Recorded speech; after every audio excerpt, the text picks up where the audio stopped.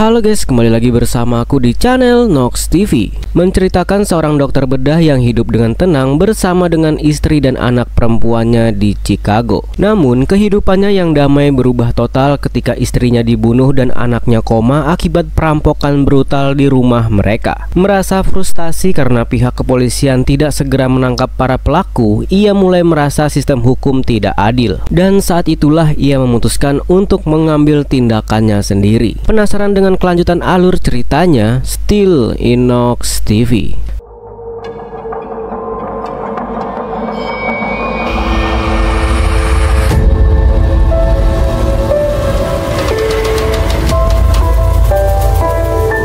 Film diawali dengan menjelaskan tentang betapa tindak kejahatan yang berada di Chicago di akhir tahun 2016, di mana peredaran senjata yang sangat bebas telah memicu peningkatan angka kriminalitas di kota tersebut. Parahnya lagi, pemerintah Amerika juga seolah hanya diam saja tanpa memikirkan solusi untuk mengatasi masalah di sana. Bahkan, kondisi itu juga yang membuat petugas kepolisian tak henti-hentinya bekerja sepanjang hari dengan kasus yang didominasi oleh penyalahgunaan senjata api. Sama halnya dengan petugas medis yang selalu kedatangan pasien gawat darurat karena menjadi korban dari aksi kejahatan di kota itu. Terlihat seorang pria bernama Paul yang merupakan seorang dokter bedah di salah satu rumah sakit di Chicago, sekaligus menjadi tokoh utama dalam kisah kali ini. Ia dikisahkan sebagai seorang dokter yang selalu bertanggung jawab atas pekerjaannya dan menjadi kepala keluarga yang bisa memberikan kesejahteraan yang baik bagi istri dan anaknya. Di malam itu, Dr. Paul yang sedang berjaga di IGD kembali harus kedatangan pasien barunya yang diketahui baru saja mendapatkan tembakan di tubuhnya. Namun naasnya, pasien itu tak mampu bertahan hidup lebih lama dan harus meregang nyawanya tepat ketika ia tiba di ruang IGD. Nampak raut kekecewaan terlihat jelas di wajah Paul karena lagi-lagi ia tak bisa menyelamatkan pasiennya itu. Terlebih lagi, ia hanyalah seorang dokter bedah yang tidak bisa mencegah atau melawan tindak kriminal di luar sana. Di suatu hari, Paul dan istrinya yang bernama Lucy nampak sedang menikmati sarapan pagi mereka di rumah bersama dengan putrinya yang bernama Jordan, yang diketahui baru saja diterima di salah satu universitas di New York. Mereka nampak bahagia karena putri semata wayangnya itu akhirnya berhasil lolos masuk ke salah satu kampus terbaik di sana. Kegembiraan itu pun dilanjutkan dengan makan siang di salah satu restoran bersama dengan Frank yang merupakan adik dari Paul. Namun berbeda dengan sang kakak, Frank justru digambarkan sebagai pria yang boros dan selalu mengandalkan uang pinjaman dari Paul. Seperti yang ia lakukan saat mereka telah selesai makan di tempat tersebut, Frank yang baru saja mengutarakan niatnya untuk meminjam uang dari Paul, kemudian meninggalkan tempat itu, yang kemudian disusul oleh kedatangan petugas valet yang akan mengambil mobil Paul dari tempat parkir. Seperti biasanya, Paul pun memberikan kunci beserta karcis parkir pada petugas itu. Namun hal tak terduga justru dilakukan oleh petugas valet itu, yang memperkenalkan dirinya sebagai Miguel Javier.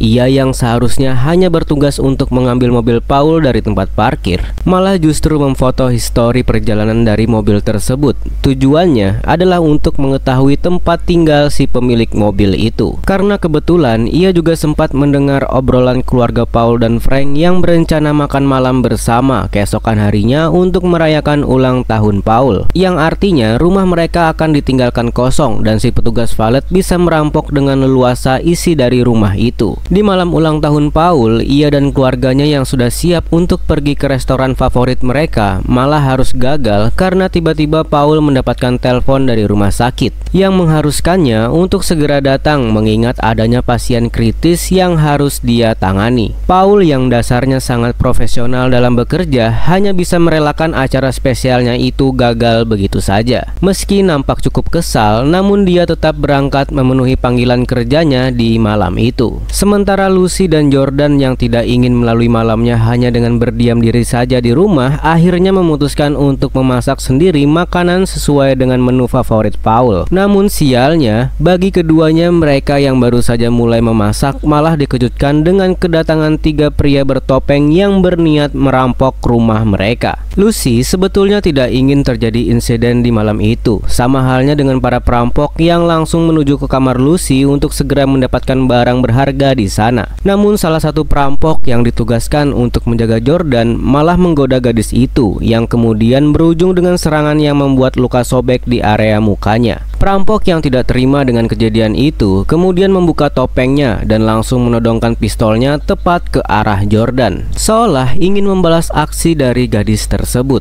Namun niatan itu digagalkan oleh perampok lain yang sempat memicu keributan kecil di antara mereka. Lucy yang melihat adanya celah berusaha menyerang perampok berpistol itu menggunakan air mendidih yang tadi dimasaknya dan meminta Jordan untuk segera kabur menyelamatkan diri. Namun naas bagi keduanya karena salah satu perampok yang tidak ingin aksinya gagal akhirnya melesatkan 2 kali tembakan saat itu juga. Sementara itu di rumah sakit, Paul yang sedang melakukan operasi bedah pada salah satu pasiennya mendapat panggilan untuk menangani pasien darurat lainnya yang baru tiba di sana. Betapa terkejutnya ia setelah mengetahui bahwa 2 pasien yang baru saja datang adalah istri dan anaknya sendiri. Terlebih lagi Lucy yang ternyata harus meregang nyawanya karena mendapat tembakan di dada, sedangkan Jordan kini masih tak sadarkan diri akibat geger otak karena terkena pecahan peluru dari para perampok. Di hadapan polisi, Paul yang masih dirundung kesedihan itu sempat memberikan keterangan perihal barang berharga yang ada di berangkasnya, mulai dari paspor, akta kelahiran putrinya, uang 2.000 US dollar yang akan dipinjamkannya pada Frank, cincin hingga 2 buah arloji yang merupakan hadiah ulang tahunnya. Keesokan harinya, Paul yang sedang menjaga Jordan yang masih koma harus meninggalkan putrinya sendiri di ruang inap. Karena hari itu juga ia harus mengantarkan jasad Lucy ke orang tuanya untuk segera dimakamkan di tempat kelahirannya itu. Dalam perjalanan pulang meninggalkan pemakaman, ayah Lucy yang mengendarai mobil mereka tiba-tiba menghentikan lajunya setelah mendapati 2 pemburu gelap yang sedang mengacaukan peternakannya. Pria tua itu kemudian keluar mobil dengan membawa senapannya dan langsung menembak ke arah para pemburu gelap itu. Meski kondisi fisiknya yang sudah tua jelas tidak memungkinkannya untuk bisa membidik tepat ke arah para pemburu di sana. Namun dari sinilah akhirnya Paul mulai tercerahkan dengan nasihat yang diberikan oleh ayah Lucy, bahwa saat ini polisi seolah tidak dibutuhkan lagi keberadaannya dan setiap pria harus berani mengambil tindakannya sendiri demi melindungi apa yang dia miliki. Sejak saat itulah Paul mulai menyadari kesalahannya karena tidak bisa menjaga dengan baik istri dan anaknya sendiri. Terlebih lagi, kasus perampokan yang merenggut nyawa Lucy juga ditangani dengan sangat lambat oleh pihak kepolisian. Bahkan terlihat banyak sekali tumpukan kasus kriminal yang masih belum diselesaikan oleh detektif Kevin yang seharusnya juga menangani kasus kematian Lucy. Sialnya lagi, ide Paul yang menyewa detektif swasta dan membuat sayembara agar bisa segera menemukan pembunuh istrinya malah seakan-akan dihalangi oleh pihak kepolisian. Tidak hanya itu, Paul yang sempat membela seorang wanita di sebuah kawasan kumuh malah harus mendapat pukulan oleh para pria yang tadi sempat menggoda wanita itu, seolah semakin menegaskan jika dirinya harus bertindak sendirian tanpa mengandalkan pihak kepolisian lagi. Fakta itu jugalah yang sempat menggerakkan Paul menuju ke salah satu pusat penjualan senjata api. Namun dia yang terlalu awam dan khawatir terhadap jeratan hukum masih mengurungkan niatnya itu. Akan tetapi dari sinilah ia semakin menyadari bahwa memiliki senjata api di Amerika bukanlah perkara yang sulit, karena semuanya bisa terwujud asalkan ia memiliki uang yang cukup.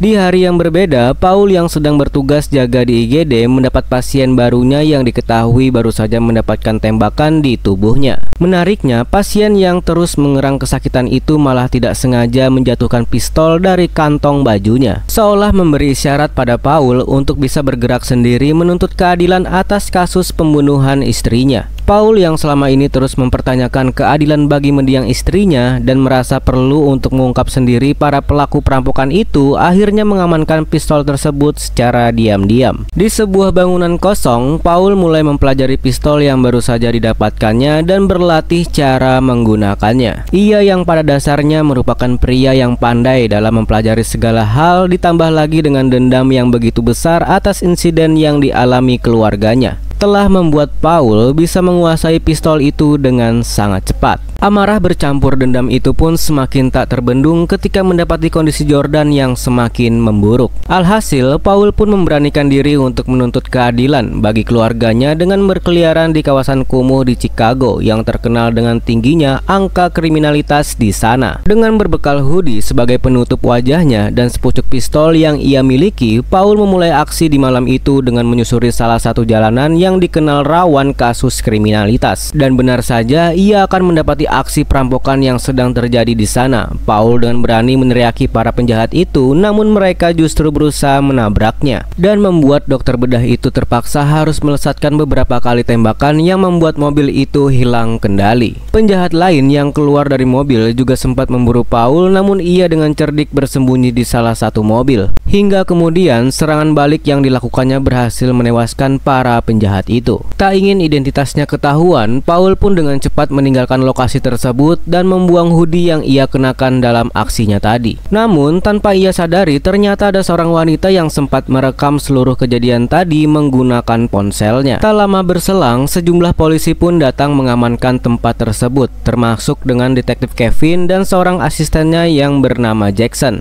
yang juga turut meminta keterangan dari para saksi. Menariknya, aksi penembakan yang dilakukan Paul justru dinilai telah menyelamatkan nyawa korban perampokan. Bahkan seorang korban sampai menyebut Paul sebagai malaikat penjaga. Sama halnya dengan wanita perekam video juga menyebut Paul sebagai malaikat pencabut nyawa. Karena aksi heroik yang telah dilakukannya pada kedua penjahat tadi, berbekal video penembakan tadi, Kevin dan Jackson mendapati adanya keanehan. Karena secara tak langsung, luka di tangan pelaku akibat recoil seolah menunjukkan bahwa ia belum terbiasa dengan senjata api. Sementara itu, Paul yang baru pernah menembak penjahat hingga tewas jelas membuatnya cukup syok. Namun kekhawatirannya itu sirna dalam sekejap ketika ia mendapati video aksinya kemarin ternyata telah viral dan mendapat pujian dari publik yang menyebut dirinya sebagai malaikat pencabut nyawa. Paul bahkan terkesima sendiri ketika melihat dirinya yang beraksi layaknya seorang profesional dalam video itu.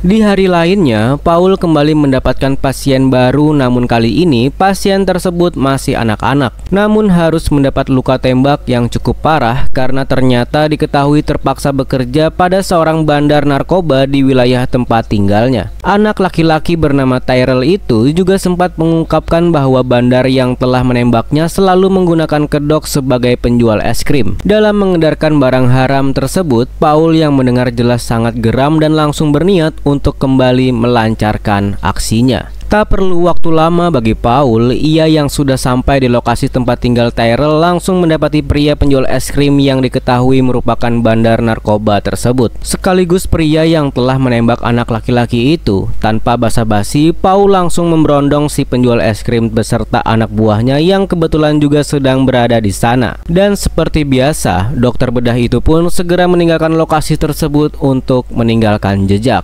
Aksinya itu jelas membuat publik semakin ramai memperbincangkan sosok pencabut nyawa yang dianggap sebagai pahlawan baru di Amerika. Perdebatan mengenai aksi main hakim sendiri ala Paul pun mendatangkan beragam reaksi, termasuk dengan desakan para detektif Kevin dan Jackson untuk segera mengungkap pelaku di balik semua aksi tersebut. Di hari berikutnya, petunjuk yang selama ini dinantikan Paul akhirnya tiba juga. Seorang pasien dengan luka penuh tembakan di tubuhnya datang di IGD dan langsung ditangani oleh Paul sendiri. Namun perhatiannya teralihkan setelah mendapati adanya arloji milik Paul yang ternyata sedang digunakan oleh pasien tersebut. Ia pun menyadari bahwa pasien yang sedang dihadapannya itu adalah petugas valet yang pernah dijumpainya tempo lalu dan sekaligus menjadi pelaku dalam aksi perampokan yang merenggut nyawa istrinya. Namun sial, nyawanya itu tidak terselamatkan yang membuat Paul harus mencari sendiri petunjuk dari para pelaku perampokan di rumahnya. Dengan cepat, Paul mendatangi mobil ambulan yang tadi sempat membawa pasien itu dan berhasil menemukan ponsel si pelaku yang berisi petunjuk yang selama ini dicarinya. Berbekal petunjuk yang didapatkannya, Paul kemudian mendatangi salah satu bar yang sekaligus menjadi penadah dari setiap barang curian yang didapat oleh para perampok. Aksi penembakan pun sempat terjadi di tempat itu, namun pada akhirnya Paul berhasil menembak mati para penjahat di sana, termasuk dengan mendapatkan info mengenai pembunuh istrinya yang diketahui bernama Joy. Di sebuah bengkel, Paul yang sudah mengantongi identitas Joy akhirnya mendatangi pria itu dan langsung menginterogasinya menggunakan caranya sendiri. Dari pengakuan Joy juga akhirnya Paul mendapatkan nama Knox yang disebut-sebut menjadi salah satu pelaku perampokan lainnya. Namun ia tidak bisa mendapatkan informasi mengenai tempat tinggal pria itu karena Joy sendiri mengaku tidak cukup mengenalnya. Sesi interogasi itu pun berujung pada tewasnya Joy yang tertimpa oleh mobil hingga membuat sebagian tubuhnya menjadi hancur. Knox yang nampaknya bukanlah penjahat biasa seperti para pelaku yang sudah dihabisi oleh Paul, karena kali ini justru penjahat itu sendiri yang menghubungi Paul seolah-olah telah mengetahui bahwa dirinya sempat diburu oleh dokter bedah itu. Dalam obrolan singkat melalui telepon itu, Paul diminta untuk segera mendatangi Knox di salah satu klub malam. Tak ingin membuang waktunya, Paul pun segera menuju ke tempat tersebut. Di tempat yang telah dijanjikan, Paul yang mencoba menghubungi ponsel Knox akhirnya mendapati pria itu di toilet hingga terjadilah aksi penembakan di sana. Sialnya, Knox yang juga sempat terkena tembakan malah datang ke IGD rumah sakit tempat Paul bekerja, dan ia mengungkapkan soal keterlibatan Paul yang selama ini merupakan sosok di balik malaikat pencabut nyawa itu. Sementara Paul yang juga mendapat luka sobek di bahunya berusaha mengobatinya sendiri di gudang rumahnya. Namun ia dikejutkan oleh kemunculan Frank yang ternyata dari tadi telah berada lebih dulu di sana. Perdebatan antara kakak dan adik itu pun sempat terjadi, namun pada akhirnya Frank bisa memahami alasan aksi Paul selama ini. Bahkan dia juga sempat melindungi kakaknya itu ketika detektif Kevin dan Jackson datang mencari keberadaan Paul. Di hari berikutnya, Jordan yang kondisinya sudah semakin membaik akhirnya bisa pulang ke rumah. Menariknya, Paul yang membawa putrinya itu sempat berada satu lift dengan Knox yang juga sama-sama sudah bisa pulang setelah menjalani perawatan singkat akibat luka tembak yang didapatkannya. Seolah menyadari akan adanya bahaya yang bisa datang kapan saja, Paul sempat mendatangi pusat penjualan senjata api untuk membekali dirinya dengan persenjataan lengkap. Di malam itu juga, firasat Paul akan datangnya serangan dari Knox akhirnya terbukti. Ia yang saat itu hanya bersama dengan Jordan dikejutkan oleh kemunculan sekelompok pria misterius yang mulai mengendap-endap mendekati rumah mereka. Tak ingin hal buruk kembali menimpa putrinya, Paul berusaha mengamankan Jordan di lemari bawah tangga. Sembari memintanya untuk segera menghubungi pihak kepolisian, Paul yang sudah beberapa kali menumpas para penjahat nampaknya mulai terbiasa menggunakan senjata api. Hal itu dibuktikannya dengan menumbangkan satu demi satu penjahat yang datang ke rumahnya, hingga kemudian giliran dia sendiri yang harus menghadapi Knox. Di ruang basement rumahnya, Knox yang sudah ada lebih dulu di sana berhasil menembak lengan Paul. Bahkan ia sempat akan membakar hidup-hidup dokter bedah itu beserta rumahnya untuk meninggalkan jejak. Namun teriakan Jordan nampaknya telah menarik perhatian Knox yang kemudian dimanfaatkan oleh Paul dengan memberondong peluru dari senapan laras panjangnya kepada penjahat itu. Alhasil Knox pun akhirnya tewas saat itu juga bersamaan dengan datangnya rombongan mobil polisi di sana. Di hadapan detektif Kevin, Paul mengaku bahwa dirinya hanya sekedar membela diri saja atas serangan Knox di rumahnya, termasuk luka bekas recoil yang baru saja didapatkannya meski luka tersebut nampak sudah mulai sembuh. Kevin sempat mengungkapkan rasa kagumnya pada dokter bedah itu, bahkan menyatakan salut atas aksi heroiknya dalam memberantas para penjahat belakangan ini. Namun beda halnya jika Paul berada di negara ini, pasti Paul akan masuk penjara dengan cara yang tidak adil karena telah membela diri dari para penjahat. Di akhir film terlihat Paul yang baru saja mengantar Jordan ke salah satu apartemen di New York yang akan menjadi tempat tinggal putrinya itu selama menjalani masa kuliah. Uniknya, dalam perjalanan pulang, Paul sempat mendapati seorang pria yang sedang mencuri tas dari salah satu petugas hotel, dan ia dengan refleks mengacungkan tangannya seolah seperti sedang menggunakan pistol seperti sebelumnya, dan kisah Paul di film ini pun berakhir.